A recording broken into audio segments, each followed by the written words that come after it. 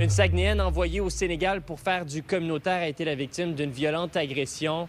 Alors que la femme âgée de 32 ans séjournait depuis 20 mois dans un logement loué à une famille sénégalaise, le jeune fils âgé de 15 ans s'est rué vers elle pour l'attaquer au visage. L'organisme avec qui Camille Amélie fait affaire dénonce l'événement. C'est sûr qu'on déplore des gestes d'une telle violence. Ça nous a tous bouleversés. C'est quelqu'un qu'on connaît bien, puis qui est vraiment importante pour le CSI, puis qu'on a des beaux liens avec elle. Donc ça a été un choc pour tout le monde, là, tous les employés.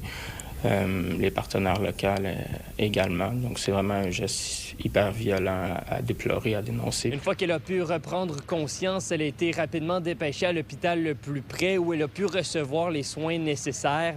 Plusieurs opérations ont été nécessaires pour stabiliser son état. À ce jour, le Centre de solidarité internationale du Saguenay-Lac-Saint-Jean s'explique mal cette attaque, rappelant que les logis où logent en fait les participants sont choisis méticuleusement. Les organisations qui font partie de notre réseau doivent remplir de façon obligatoire à tous les 2 ans un outil, un questionnaire d'auto-évaluation et qui permet en fait d'identifier quelles sont les actions que les organisations doivent mettre en place pour assurer justement la santé et la sécurité des personnes qui se déplacent à l'international. Pour la sélection des familles, on demande que la personne ait une entrée indépendante qui peut être verrouillée, donc une porte qui se verrouille, c'était le cas.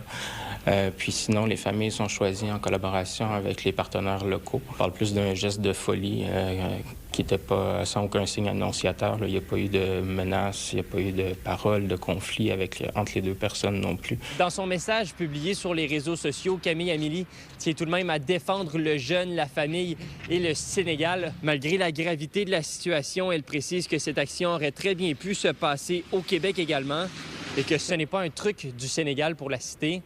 Les proches de la victime ont également lancé une campagne de sociofinancement en ligne dans le but d'aider financièrement Camille Amélie qui séjourne présentement à l'hôpital de Saint-Louis au Sénégal. La cagnotte avait déjà atteint 11 000 sur les 12 000 établis comme objectif. À Saguenay, Louis-Mathieu Corneau pour Nouveau Info.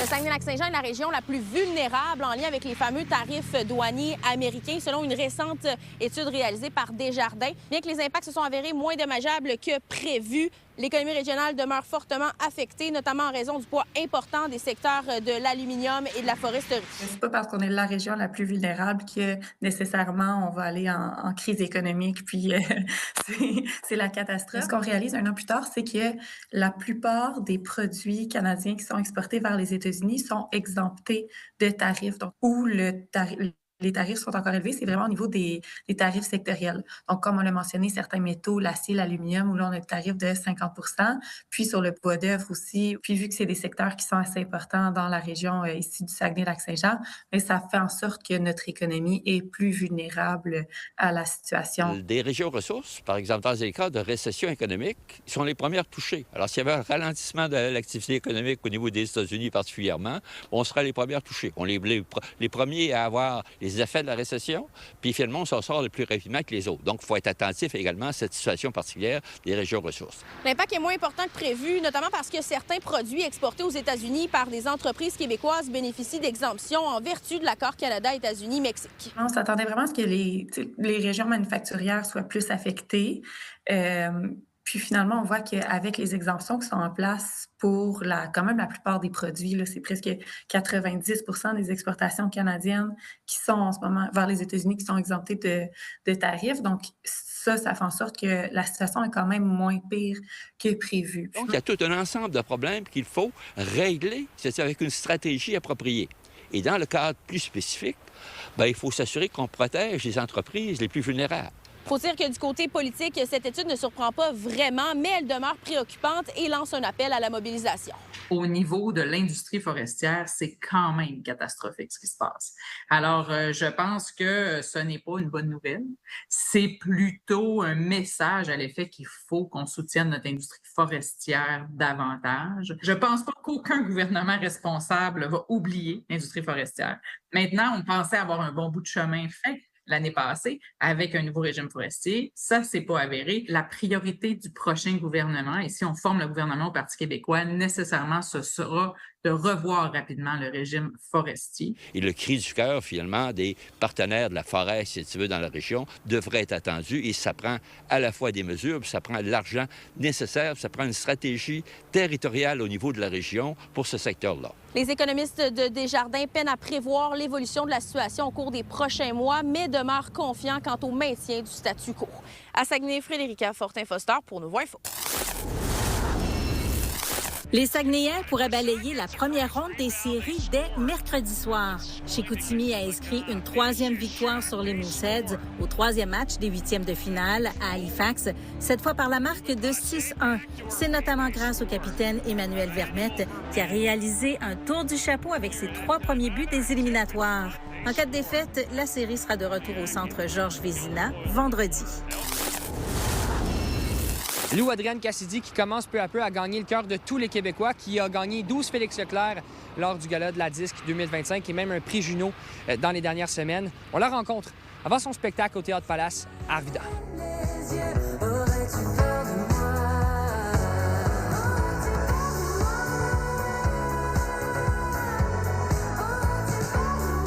On a eu un rendez-vous manqué, je pense, le mois dernier. Oui. Finalement, on t'a ici 3 jours en fin de semaine dans la région. Ouais. Et je veux t'entendre un peu, c'est comment de performer justement au Saguenay-Lac-Saint-Jean?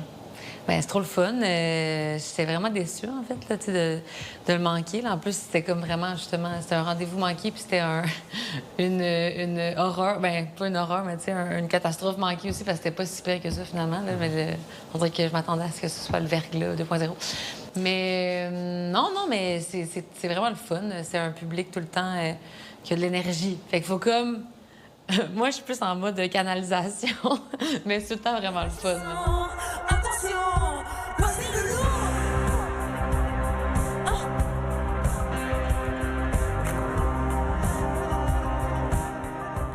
C'est comme 12 Félix Leclerc, un prix Juno. Et on sent qu'il y a des jeunes artistes qui regardent un peu en levant les yeux quand ils te regardent. Je pense que tu deviens un genre de modèle. Comment tu vis avec ça, justement? Ben, je veux pas décevoir. Je pense que ça vient avec, justement, cette envie-là de pas décevoir, puis de vouloir être généreuse, puis donner, puis l'accepter aussi, parce que même des fois, c'est tough à accepter, mais en même temps, quand le monde te regarde avec des grands yeux, je veux pas faire genre « Ah non! » Tu sais, ça, c'est pas respecter non plus, dans le fond, comment les gens ils aiment ce que tu fais. Fait que c'est ça. Puis c'est aussi, moi, je pense que le travail, ça va être pour la suite, de quand même continuer d'écouter, justement, ce que j'ai envie de faire, puis de pas trop vouloir plaire, de pas trop vouloir correspondre à ce que j'ai l'impression que le monde y veut, puis de continuer à m'écouter, parce que je pense aussi, au bout du compte, c'est peut-être ça que le monde ils ont aimé, tu sais, mais c'est des nouveaux défis qui vont venir avec le prochain album, puis la suite de ma carrière. Comment on sait que c'est le temps de juste de profiter justement de la tournée ou puis de pas aller trop vite justement dans l'écriture? Comment on sait? L'inspiration, c'est très abstrait, là, dans le fond. Là, genre, comment ça descend sur toi à un moment donné, t'as des idées, être à l'écoute de tout ça. Puis si tu n'as pas... Parce qu'on a tout ça, là, genre quand c'est le temps d'écrire le prochain album, c'est tout le temps genre je serai plus jamais capable, j'aurai plus jamais d'idées, c'est comme un classique.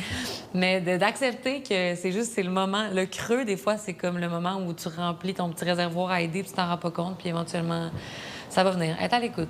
La récipiendaire du Félix de l'artiste féminine de l'année, Lou Adrienne Cassidy, sera aussi en spectacle le 2 avril à Saint-Prime et le 3 avril à Saint-Gédéon. À Saguenay, Étienne Ouellette pour Nouveau Info.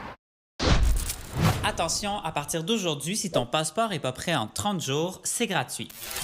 C'est pas un poisson d'avril ou une publicité pour Saint-Hubert, le gouvernement du Canada a lancé sa garantie 30 jours où c'est gratuit. Bon, il y a quand même quelques détails à mentionner. Le délai commence une fois que tous les documents sont remplis et que les frais sont payés. À partir de là, le gouvernement a 30 jours ouvrables, donc on exclut les jours fériés, pour imprimer et vérifier le passeport. Et attention, ça n'inclut pas la livraison. Si jamais ça dépasse, il y a un remboursement automatique qui est fait, ça couvre les frais de passeport ou les documents de voyage, et c'est fait à partir de la méthode de paiement que tu as utilisée pour faire la demande.